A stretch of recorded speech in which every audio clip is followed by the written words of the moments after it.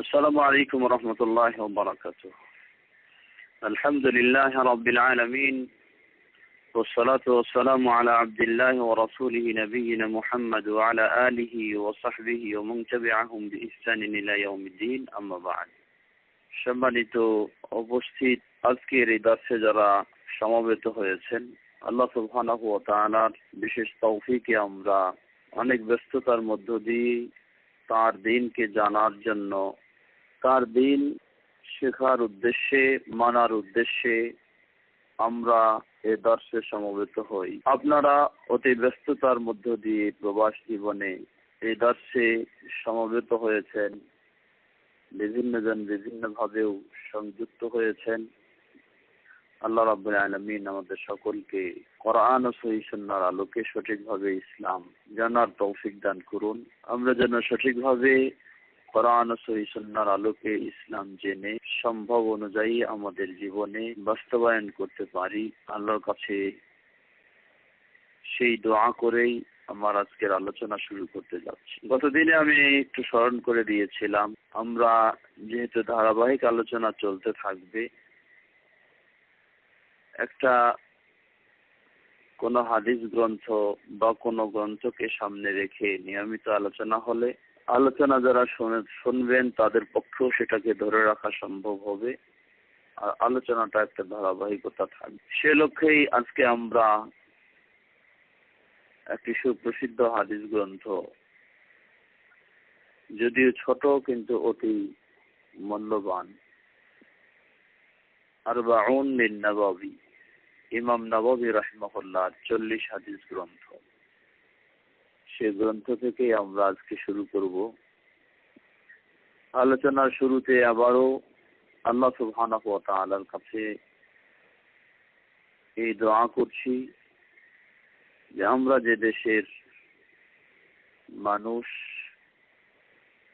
তথা বাংলাদেশ, এদেশে যেন কোরআন ও সহিহ সুন্নাহর আলোকে সকলেই ইসলামের পথে চলতে পারে, আল্লাহ সেই হেদায়েত দান করুন।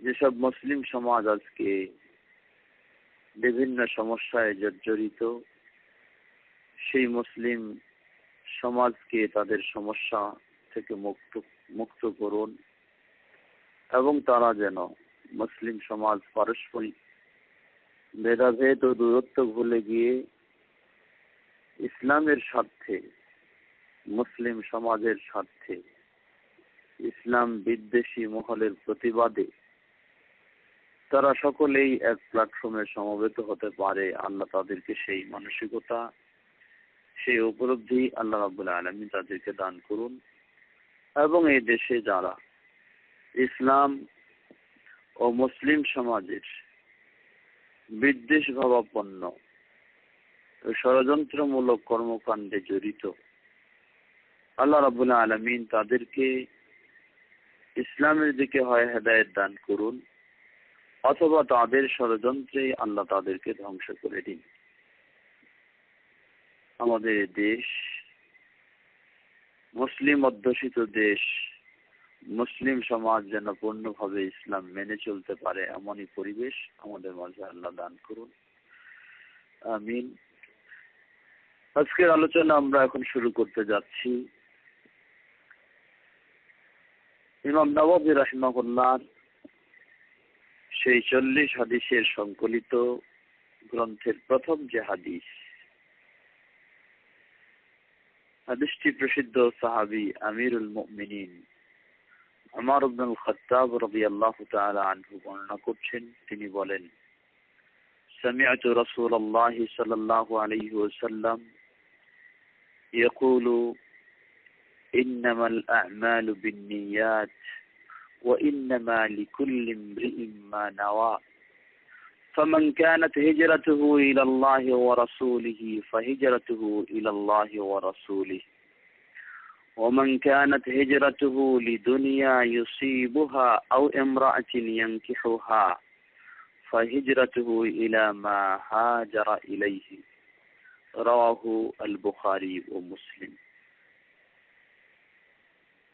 ইমাম নববী রাহিমাহুল্লাহ তিনি সর্বপ্রথম যে হাদিসটি নিয়ে এসেছেন, এই হাদিসটি তিনি তার গ্রন্থে সর্বপ্রথম যেমনই নিয়ে এসেছেন, সুপ্রসিদ্ধ হাদিস গ্রন্থ কোরআনুল কারীমের পরে যেটি বিশুদ্ধ নির্ভরযোগ্য হাদিস গ্রন্থ সহিহুল বুখারী, ইমাম বুখারী রাহিমাহুল্লাহ তিনিও সহিহুল বুখারীর শুরুতে এই হাদিসটি নিয়ে এসেছেন। প্রকৃতপক্ষে প্রতিটি মুসলিম নর নারীর ইসলামের সকল কাজ শুরু করার পূর্বেই এই হাদিসের শিক্ষা তার দরকার, এই হাদিস তার জানা দরকার। কারণ এই হাদিসে এমন কিছু বিষয় নিয়ে আলোচনা করা হচ্ছে যে বিষয়গুলির উপর মানুষের জীবনের সকল ইবাদতগুলি নির্ভরশীল। এই বিষয়টি যদি মানুষের মাঝে ঠিক হয়ে যায়, তাহলে মানুষের এই বিষয়ের উপর নির্ভরশীল ইবাদতগুলি ঠিক হওয়ার আশা করা যায়। আর এই বিষয়ের মাঝে যদি গলত থাকে, এই বিষয় যদি ঠিক না হয়, এই বিষয়ে নির্ভর করে যত রকমের ইবাদত, সেগুলি ঠিক হওয়ার আশা করা যায় না। এজন্য এই হাদিসটি অত্যন্ত গুরুত্বপূর্ণ। বিজ্ঞ ইসলামী মনীষীগণ এই হাদিসকে নিয়ে অনেক সুন্দর সুন্দর মন্তব্য করেছেন, চমৎকার বক্তব্য রেখেছেন। কেউ বলেন যে এই হাদিস এটি হচ্ছে ইসলামের রাসূল সাল্লাল্লাহু আলাইহি ওয়াসাল্লামের যতগুলি হাদিস রয়েছে তার মাঝে 4টি হাদিস হচ্ছে সব হাদিসগুলির মূল বিষয়বস্তু। সেই 4টি হাদিসের মাঝে 1 নম্বর হাদিস হচ্ছে ইন্নামাল আ'মালু বিন্নিয়াত, এই হাদিসটি। কেউ বলেন বরং শুধু এইটি নয়, 4টি নয়, ইসলামের সব বিষয়গুলি এর 2টি দিক রয়েছে, একটি বাহ্যিক বিষয় আর একটি আভ্যন্তরীণ বিষয়। ইন্নামাল আ'মালু বিন্নিয়াত এই হাদিসের মাধ্যমে ইসলামের আভ্যন্তরীণ বিষয়গুলি নিয়ে আলোচনা করা হয়েছে। আর অন্য একটি হাদিস, মান আমিলা আমালান লাইসা আলাইহি আমরুনা ফাহুয়া রাদ্দুন, এই হাদিসটি ইসলামের বাহ্যিক বিষয়গুলি নিয়ে আলোচনা করা হয়েছে। সুতরাং এই হাদিসটি যেন ইসলামের অর্ধাংশ। অতএব হাদিসটি অত্যন্ত গুরুত্বপূর্ণ। আমরা সেই হাদিসটির সংক্ষিপ্ত অনুবাদ শুনে তারপর কিছু ব্যাখ্যা ও শিক্ষা শুনবো, এরপরে প্রশ্ন উত্তর পর্ব আমাদের থাকবে। আমিরুল মুমিনিন ওমর ইবনে খাত্তাব রাদিয়াল্লাহু তাআলা আনহু তিনি বলছেন, আমি শুনেছি আল্লাহ রাসূল সাল্লাল্লাহু আলাইহি ওয়াসাল্লাম বলেন, ইন্নামাল আ'মালু বিন্নিয়াত ওয়া ইন্নামা লিকুল্লি ইমরিইন মা নাওয়া। ইন্নামাল আ'মালু বিন্নিয়াত, মানুষের প্রতিটি আমল তার নিয়তের আলোকেই, নিয়তের অনুযায়ী হয়ে থাকে। ওয়া ইন্নামা লিকুল্লি ইমরিইন মা নাওয়া, আর প্রতিটি ব্যক্তির জন্য সেই বিষয়ই হয়ে থাকে যা সে নিয়ত করে থাকে। ফামান কানাত হিজরাতুহু ইলাল্লাহি ওয়া রাসূলিহি ফাহিজরাতুহু ইলাল্লাহি ওয়া রাসূলিহি, যে প্রকৃতপক্ষে নিজের বাসা বাড়ি, অর্থ সম্পদ, স্বজন প্রতিবেশী সবকিছুকে ত্যাগ করেছে শুধু আল্লাহ সুবহানাহু ওয়া তাআলা এবং তার রাসূল সাল্লাল্লাহু আলাইহি ওয়াসাল্লামের আনুগত্য স্বীকারের লক্ষ্যে, তাহলে তার হিজরত সেভাবেই আল্লাহর কাছে গ্রহণযোগ্য হবে। ওয়ামান কানাত হিজরাতুহু লিদুনিয়া ইউসিবুহা আও ইমরাতিন ইয়ানকিহুহা ফাহিজরাতুহু ইলাল্লাহি ইলা মা হাজারা ইলাইহি, আর কোন ব্যক্তি যদি তার বাসা বাড়ি, স্বজন প্রতিবেশী, অর্থ সম্পদ সবকিছু ত্যাগ করে হিজরত করে কি জন্য? লিদুনিয়া ইউসিবুহা, পার্থিব স্বার্থ অর্জনের জন্য, আও ইমরাআতিন ইয়ানকিহুহা, অথবা কোন নারীকে বিয়ে করার জন্য। তার হিজরত সেভাবেই আল্লাহ রাব্বুল আলামিনের কাছে গণ্য হবে, সেই স্বার্থে বা সেই উদ্দেশ্যেই। সুপ্রিয় শ্রোতাবৃন্দ, আজকে আমরা এই হাদিসকে সামনে রেখে কিছু আলোচনা করব। এই হাদিসটি কোন প্রেক্ষাপটে রাসূল সাল্লাল্লাহু আলাইহি ওয়াসাল্লাম বলেছিলেন।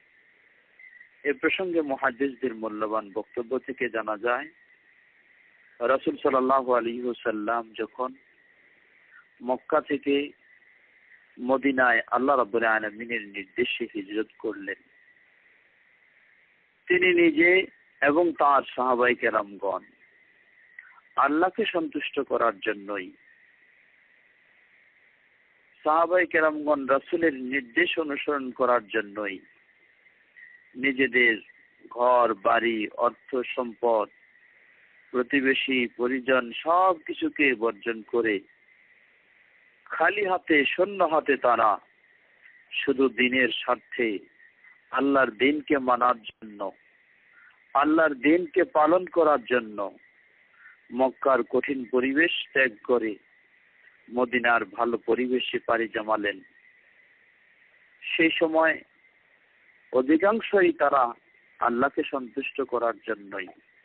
কিন্তু একজন ব্যক্তি, তিনি একজন মেয়ে, যাকে উম্মু কাইস বলা হয়, তিনিও হিজরত করেছিলেন।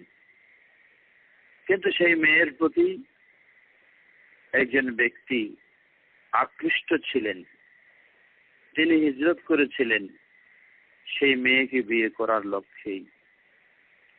এজন্য বলা হয়, রাসূল সাল্লাল্লাহু আলাইহি ওয়াসাল্লামের কাছে যখন এই খবর, এই সংবাদ পৌঁছেছে, তিনি তখনই এই হাদিসটি সাহাবীদের মাঝে বর্ণনা দেন যে যার হিজরত আল্লাহ এবং তার রাসূলের আনুগত্যের জন্য হয়ে থাকে, তার হিজরত সেভাবেই আল্লাহর কাছে গ্রহণযোগ্য।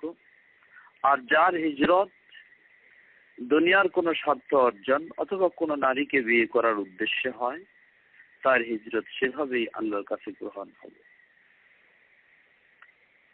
সুপ্রিয় শ্রোতাবৃন্দ, এই হাদিসটি অত্যন্ত গুরুত্বপূর্ণ হাদিস, যা আমাদেরকে স্মরণ করে দিচ্ছে মানুষের জীবনে যত রকমের ইবাদত রয়েছে, সকল ইবাদতগুলি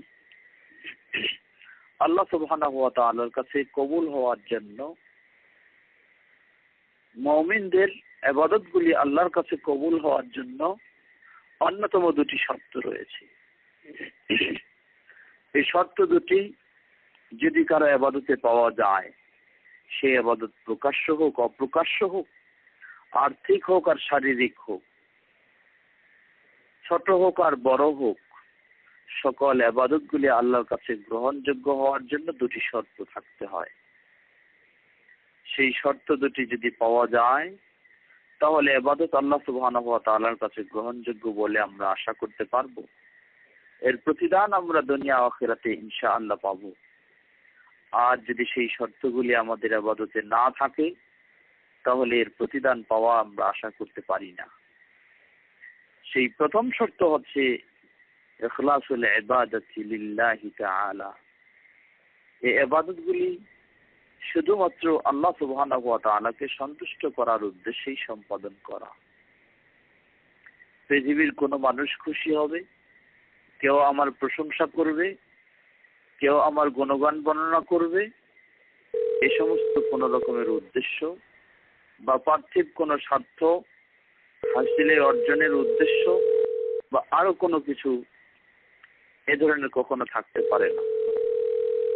শুধুমাত্র আল্লাহ সুবহানাহু ওয়া তাআলার সন্তুষ্টি অর্জনের লক্ষ্যেই এই ইবাদত হতে হবে। আল্লাহ রাব্বুল আলামিন কোরআনুল কারীমে এমন নির্দেশনা অনেক আয়াতে দিয়েছেন। আল্লাহ রাব্বুল আলামিন বলেন, ওয়ামা উমিরু ইল্লা লিয়াবুদুল্লাহা মুখলিসিনা লাহুদ-দীন হুনাফা ويقيموا الصلاة ويؤتوا الزكاة।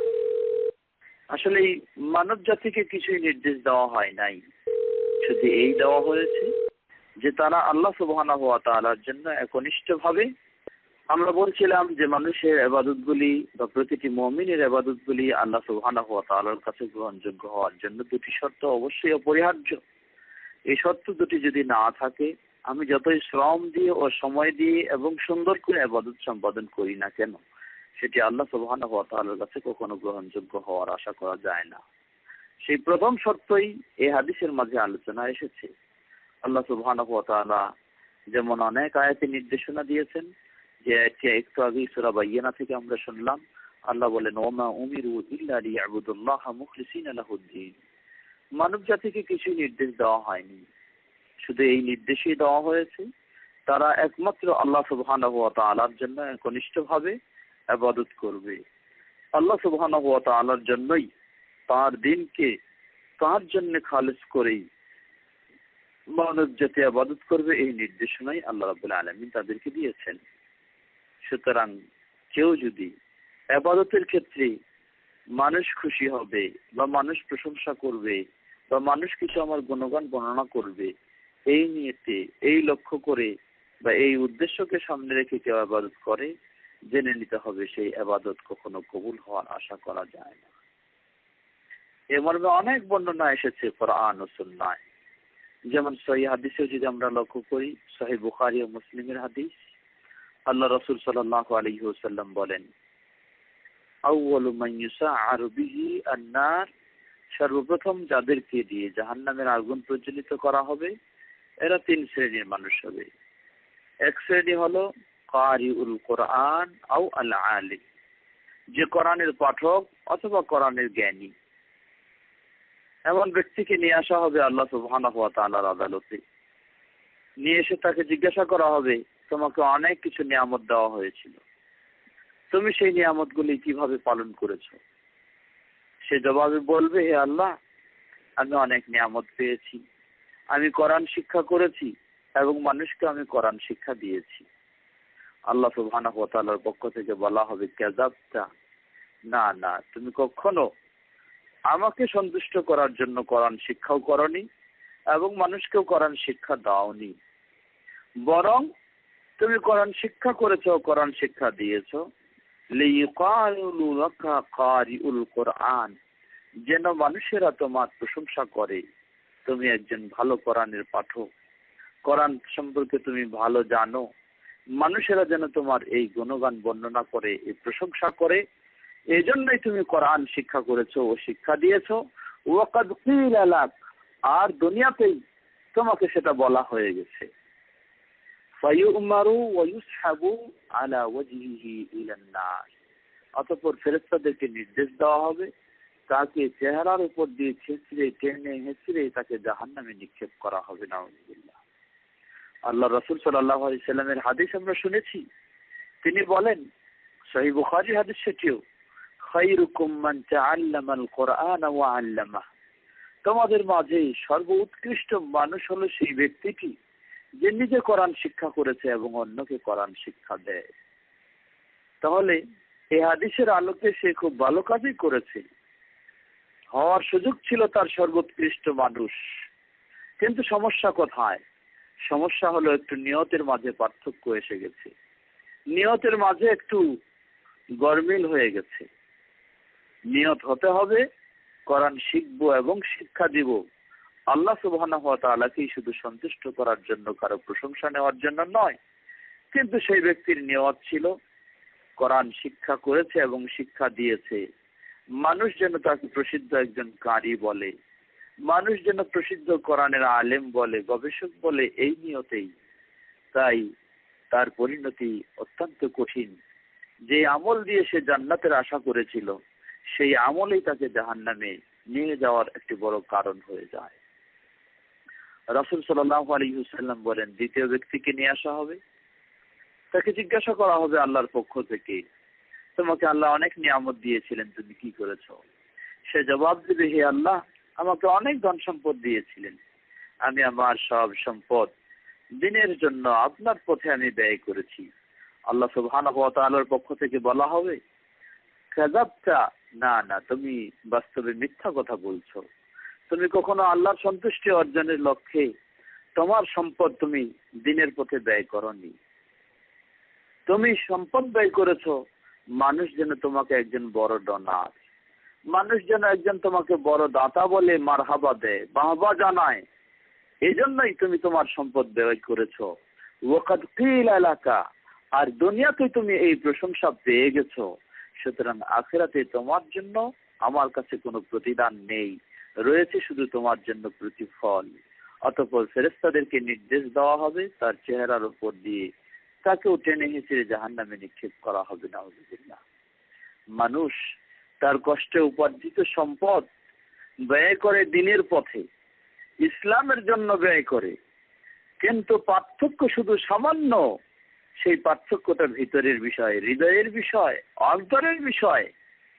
কেউ ব্যয় করে ইসলামের পথে নিজের প্রশংসা কামাইয়ের জন্যে, গুণাগুণ মানুষের কাছে বর্ণনা শুনবে, তার গুণাবলী বা তার প্রশংসা বর্ণনা করবে এই জন্য।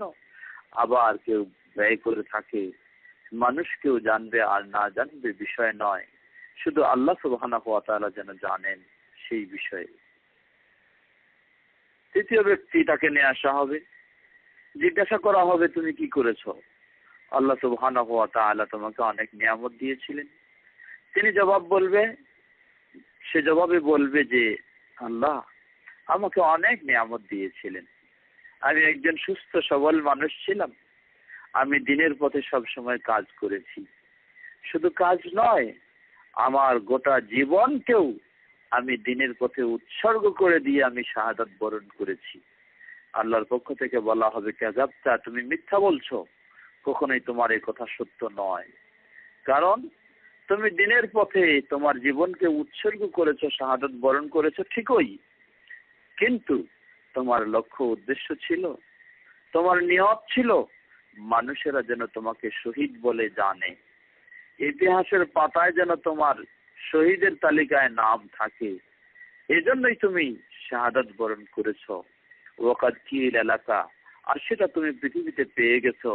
অতএব আখিরাতে তোমার এর কোনো ফলাফল, ভালো প্রতিদান নেই, ভোগ করতে হবে তোমাকে এর প্রতিফল।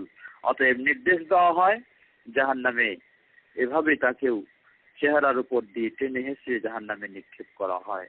আল্লাহু আকবার।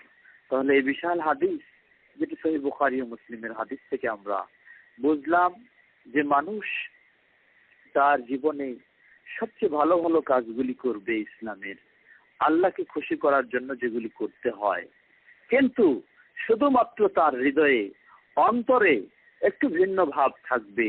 কখনো মানুষের প্রশংসা আশা করবে বা মানুষের সন্তুষ্টি আশা করবে, যার ফলে তার সব আমলগুলি বৃথা চলে যায়। রাসূল সাল্লাল্লাহু আলাইহি ওয়াসাল্লাম এমনই ভাবে আরো কত সতর্কবাণী উচ্চারণ করেছেন। যেমন দেখুন, ইসলামে সবচেয়ে গুরুত্বপূর্ণ ঈমানের পরে ইবাদত হলো সালাত। একজন মানুষ সালাতে দাঁড়িয়েও সে শিরকে লিপ্ত হতে পারে। কিভাবে? সহিহ মুসনাদ আহমদের হাদিসে এসেছে, সহিহ সনদে রাসূল সাল্লাল্লাহু আলাইহি ওয়াসাল্লাম বলেন, আখওয়াফু মা আখাফু আলাইকুম মাসিহিদ দাজ্জাল আশ-শিরকুল আসগর। বলছেন যে আমি দাজ্জালের ফিতনার চেয়েও তোমাদের জন্য সবচেয়ে বেশি আশঙ্কা করছি যে ফিতনার, যে সমস্যার, সেটা হলো আশ-শিরকুল আসগর, ছোট শিরক। সাহাবায়ে কেরামগণ জিজ্ঞাসা করলেন, সেটা কি হে আল্লাহর রাসূল সাল্লাল্লাহু আলাইহি ওয়াসাল্লাম? রাসূল সাল্লাল্লাহু আলাইহি ওয়াসাল্লাম জবাবে বললেন, আর রিয়া, সেটা হলো মানুষ দেখানো বিষয়, মানুষ দেখানোর উদ্দেশ্যে, মানুষের প্রশংসা পাওয়ার উদ্দেশ্যে ইবাদত করা। যেমন উদাহরণ দিলেন, রাজুলুন ইয়াকুমু ফিস সালাতি ফায়ুযায়্যিনু সালাতাহু লিয়ুরা মিন নাজরি রাজুলিন। একজন ব্যক্তি এসে সালাতে দাঁড়ালো, কিন্তু তার সালাত এত সুন্দরভাবে আদায় করতেছে, ধীর স্থিরতার সাথে, খুবই গুরুত্ব দিয়ে। লক্ষ্য উদ্দেশ্য কি? যেন মানুষ তার দিকে দৃষ্টি দেয় যে এই লোকটা খুব সুন্দর নামাজি, এই লোকটা খুব সুন্দর ধীর স্থির গুরুত্ব সহকারে সালাত আদায় করছে, এটা যেন মানুষই তার দিকে দৃষ্টি দেয়, এই চিন্তা রেখেই সে সালাতে দাঁড়ায় এবং সেভাবেই সালাত আদায় করে। রাসূল সাল্লাল্লাহু আলাইহি ওয়াসাল্লাম বললেন, সে ইসলামের সবচেয়ে গুরুত্বপূর্ণ ইবাদত সালাতে লিপ্ত হওয়া সত্ত্বেও যেন সে শিরকে লিপ্ত হয়েছে। সুতরাং কিভাবে তার এই ইবাদত আল্লাহর কাছে কবুল হতে পারে? সুপ্রিয় শ্রোতাবৃন্দ, আসুন আমরা এই হাদিস থেকে শিক্ষা নেব। সবচেয়ে বড় আমাদের জীবনের জন্য শিক্ষা, জীবনের শুরু থেকে শেষ পর্যন্ত প্রতিটি আমল যেন হয় একমাত্র আল্লাহ সুবহানাহু ওয়া তাআলাকে সন্তুষ্ট করার জন্য, তাকে খুশি করার জন্যই, তাকে রাজি করার জন্যই, তার আনুগত্যের লক্ষ্যেই কোনো মানুষকে দেখানো শোনানো এটা যেন না হয়। বিশেষ করে বর্তমান আমরা পর্যায়ক্রমে এত দুর্বল হয়ে আসছি মুমিন সমাজ। অধিকাংশ মানুষ তাদের ইবাদতগুলি করে থাকে মানুষের প্রশংসা পাওয়ার জন্য, মানুষের কাছে কিছু বাহবা পাওয়ার জন্য। যদি তার বাহবা দেওয়া হয়, প্রশংসা করা হয়, তাহলে যেন আমলের বা কাজের গতি আরো বেড়ে যায়। যদি না দেওয়া হয় তাহলে যেন তার গতি স্থমিত হয়ে যায়, বন্ধ হয়ে যায়। এমনই আমাদের যেন স্বভাবগুলি আজকে হয়ে যাচ্ছে। এটি কখনো কোনো মুসলিমের জন্য হওয়া উচিত নয়। সে মানুষ তাকে প্রশংসা করুক আর নাই করুক, সে আল্লাহকে খুশি করার জন্যই করবে। তো এই হাদিস থেকে এই বিষয়টি আমরা আজকে বুঝলাম। এর অর্থ আবার এই নয় যে তাহলে প্রকাশ্যে কোনো কাজ করা যাবে না, সব শুধু গোপনে করতে হবে, এমন তা নয়। না, কোনো সন্দেহ নেই, ইসলামে যেগুলি প্রকাশ্য কাজ সেগুলি তো প্রকাশ্যেই করতে হবে, গোপনে করার সুযোগ নেই। আপনি হজ করতে যাবেন, এটি গোপনে করার সুযোগ নেই, এটি প্রকাশ্যেই করতে হবে। একজন পুরুষ মানুষ সালাত আদায় করবে, ফরজ সালাত, তাকে প্রকাশ্যে মসজিদে গিয়েই করতে হবে। সুতরাং প্রকাশ্য কাজগুলি প্রকাশ্য হতে পারে, অসুবিধা নেই, কিন্তু অসুবিধা হলো আমার ভিতরে অপ্রকাশ্য বিষয় যেটি, সেই বিষয়টি যেন সঠিক থাকে, আল্লাহ সুবহানাহু ওয়া তাআলার শুধু সন্তুষ্টি অর্জনের উদ্দেশ্যেই যেন হয়, কাউকে দেখানো, কাউকে শোনানো এমন চিন্তা চেতনা নিয়ে যেন না হয়। এই হাদিসে আল্লাহ রাসূল সাল্লাল্লাহু আলাইহি ওয়াসাল্লাম বলেন, ইন্নামাল আ'মালু বিন্নিয়াত, মানুষের প্রতিটি আমল নিয়তের আলোকে। এই হাদিস থেকে আরো একটি শিক্ষা হচ্ছে, প্রতিটি ইবাদতের ক্ষেত্রে নিয়তের অবশ্যই গুরুত্ব রয়েছে। গুরুত্ব শুধু নয়, বরং প্রতিটি ফরজ হোক, নফল হোক, ছোট হোক, বড় হোক, প্রকাশ্য অপ্রকাশ্য, সকল ইবাদতের জন্য নিয়ত একটি গুরুত্বপূর্ণ বিষয়। সব ইবাদতের ক্ষেত্রে নিয়ত থাকতে হবে। তবে নিয়ত কিভাবে? আমাদের সমাজে নিয়ম রয়েছে। যখন আমরা সালাতে দাঁড়াই, দাঁড়ানোর শুরুতে আমরা নিয়ত করি, নাওয়াইতু আন উসাল্লি আরবা রাকাআতিন বা সালাসা রাকাআতিন, আমি নিয়ত করছি যে 3 রাকাত পড়ব এই সিস্টেমে। এই ধরনের নিয়তের জন্য আমরা গদবাঁধা কিছু শব্দ উচ্চারণ করে থাকি। আসলেই কোনো সন্দেহ নেই, প্রতিটি ইবাদতের জন্য অবশ্যই নিয়ত করতে হবে, কিন্তু নিয়তের জন্য এই ধরনের তৈরি করা গদবাঁধা শব্দ, এগুলি দিয়ে নিয়ত করতে হবে, এমন শিক্ষা রাসূল সাল্লাল্লাহু আলাইহি ওয়াসাল্লাম দেননি।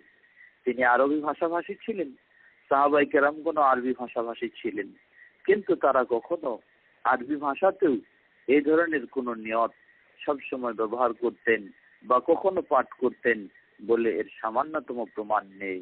তথাকথিত আলেম সমাজ মানুষকে এই ধরনের শব্দগুলি তৈরি করে দিয়ে যেন এক প্রকার বিভ্রান্তিতে ফেলে দিয়েছে। যেমন দেখা যায়, আমরা যখন অনেক সময় ছেলেদেরকে জিজ্ঞাসা করি যে বাবা তোমরা কি সালাত আদায় করেছো, সে জবাব দেয় যে আসলে আঙ্কেল কি করব, আমার এখনো নিয়তগুলি মুখস্থ করতে পারিনি, তাই আমি সালাত আদায় শুরু করিনি। আল্লাহু আকবার।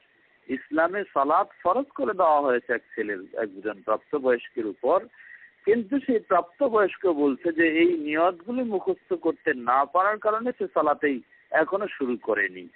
তাহলে যেন ইসলাম থেকে ইসলামের বিষয়টাকে আরো জটিল করে দেওয়া হয়েছে। নিয়ত কি জিনিস? নিয়ত শব্দটি আরবি শব্দ, যার বাংলা অর্থ হলো ইচ্ছা ও সংকল্প করা। আর ইচ্ছা ও সংকল্প মানুষের হবে হৃদয়ে, অন্তরে, কখনো মৌখিক ভাবে নয়। আপনি কোন সালাত আদায় করবেন এর সংকল্প হতে হবে হৃদয়ে, মৌখিক ভাবে কোনো উচ্চারণের সুযোগ নেই, না বাংলায়, না আরবিতে, না ইংরেজিতে, কোনো ভাষায় নয়। অনুরূপভাবে ইসলামের যত রকমের ইবাদত রয়েছে সবগুলি সম্পাদনের ক্ষেত্রে নিয়ত হতে হবে অন্তরে। এখানে বলা হয় যে ইসলামের সব ইবাদতেই নিয়ত হবে অন্তরে, শুধুমাত্র হজ ও উমরার নিয়ত হবে মৌখিক ভাবে। আসলে কথাটি এভাবে নয়। বরং হজ ও উমরার যে নিয়ত, সেই নিয়ত হতে হবে অন্তর দিয়ে। কিন্তু সেখানে একটি বিষয় রয়েছে, সেটি হলো মৌখিক স্বীকৃতি। সেটার নাম নিয়ত নয়, সেটি হলো মৌখিক স্বীকৃতি দেওয়া যে আল্লাহুম্মা লাব্বাইক হাজ্জান, হে আল্লাহ আমি আপনার হজের জন্য হাজির বা উমরার জন্য হাজির। এই কথাগুলি মৌখিকভাবে স্বীকৃতি দেওয়া, কিন্তু নিয়ত হতে হবে সেখানেও আন্তরিকভাবে, অন্তর থেকে নিয়ত থাকতে হবে।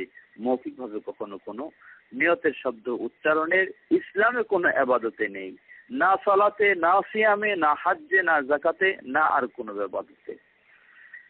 আসুন আমরা এই হাদিসের শিক্ষা গ্রহণ করে আমরা যেন আমাদের নিয়তকে সুন্দর করে নিতে পারি এবং আল্লাহ সুবহানাহু ওয়া তাআলার সন্তুষ্টি অর্জনের উদ্দেশ্যেই আমাদের জীবনের সকল ইবাদতগুলি, শিক্ষা হোক, আমল হোক, শিক্ষা দেওয়া হোক এবং সব বিষয়গুলি যেন সেভাবে পালন করতে পারি। আল্লাহ আমাদের সকলকে সে তৌফিক দান করুন। এটি হচ্ছে ইসলামে আমল কবুলের জন্য মুমিনদের জন্য প্রথম শর্ত। দ্বিতীয় শর্ত হলো তাদের প্রতিটি আমল হতে হবে যাকে আল্লাহ সুবহানাহু ওয়া তাআলা আমল শিক্ষা দেওয়ার জন্য প্রেরণ করেছেন, ইসলাম শিক্ষা দেওয়ার জন্য প্রেরণ করেছেন, দ্বীন শিক্ষা দেওয়ার জন্য প্রেরণ করেছেন আমাদের নবী মুহাম্মদ সাল্লাল্লাহু আলাইহি ওয়াসাল্লাম। সেই নবী মুহাম্মদ সাল্লাল্লাহু আলাইহি ওয়াসাল্লাম এর আলোকেই, তার শিক্ষা, তার পদ্ধতি, তার নিয়ম নীতির আলোকেই হতে হবে প্রতিটি মুসলিমের ইবাদত। যদি না হয় তাহলে সেটাও কখনো গ্রহণযোগ্য হবে না। আল্লাহ রাসূল সাল্লাল্লাহু আলাইহি ওয়াসাল্লাম বলেন, মান আমিলা আমালান লাইসা আলাইহি আমরুনা ফাহুয়া রাদ্দুন। যে ব্যক্তি ইসলামের এমন কোন ইবাদত করবে যে ইবাদতের ক্ষেত্রে আমাদের কোনো নিয়ম নীতি নির্দেশনা নেই, ফাহুয়া রাদ্দুন, সেটা তার দিকে ছুড়ে মারা হবে, কখনো আল্লাহ সুবহানাহু ওয়া তাআলার কাছে সেটা গ্রহণযোগ্য হবে না। সুপ্রিয় শ্রোতাবৃন্দ, তাহলে আসুন আজকে আমরা এই হাদিসের আলোকে যে শিক্ষা নিলাম সেটি হচ্ছে আমাদের জীবনে সর্বক্ষেত্রে আমাদের নিয়তকে সঠিক করে নেব, আমাদের নিয়তকে সুন্দর করে নেব, যেন আমরা এই ইবাদতের মাধ্যমে এই ইসলামের কাজগুলি আল্লাহর কাছে গ্রহণযোগ্য করে নিতে পারি। তবে লক্ষ্য রাখতে হবে এই দুটি শর্ত এত গুরুত্বপূর্ণ, দুটি সমানভাবে ইবাদত থাকতে হবে। কেউ যদি নিয়ত করে নেই খুব সুন্দর, মানে আল্লাহর সন্তুষ্টি ছাড়া অন্য কিছু উদ্দেশ্য নেই, আবার দেখা যায় যে সে কাজটি আমরা পালন করছি আমাদের পীর সাহেব যে নিয়ম দিয়েছেন সেই নিয়মে, বা আমাদের পীর সাহেবের যে তরিকা আছে সেই তরিকা অনুযায়ী, বা অমুক বুজুর্গের যে নিয়ম আছে সেই নিয়ম অনুসরণ করে, বা অমুক আলেম বা অমুক দরবেশ, অমুক ইমাম খতিব যে নিয়ম বলেছেন তার অনুসরণ করে, রাসূল সাল্লাল্লাহু আলাইহি ওয়াসাল্লামের অনুসরণে নয়, তাহলে এমন ইবাদত আল্লাহ সুবহানাহু ওয়া তাআলার কাছে গ্রহণযোগ্য হওয়ার আশা করা যায় না। নিয়ত যেমন হতে হবে শুধু আল্লাহ সুবহানাহু ওয়া তাআলার জন্য, অনুসরণ হতে হবে নবী মুহাম্মদ সাল্লাল্লাহু আলাইহি ওয়াসাল্লামের। আসুন আমরা এই দুই শর্তকে সামনে রেখে আমরা যেন আমাদের ইবাদতগুলি সুন্দরভাবে, সুষ্ঠুভাবে সম্পাদন করতে পারি। আল্লাহ আমাদের সকলকে সেই তৌফিক দান করুন। আমরা সামনের দিনে ইনশাআল্লাহ এরপরে দ্বিতীয় যেটি হাদিস, সেই হাদিস থেকে আমরা আলোচনা শুনবো। আজকে আমরা দীর্ঘ করছি না, এ পর্যায়ে আলোচনা শেষ করছি। এখন আমাদের প্রশ্ন উত্তর পর্ব থাকলে সে পর্বে আমরা যাব। Subscribe to our YouTube channel, Know Tawhid First, and press the bell icon to get new video notifications.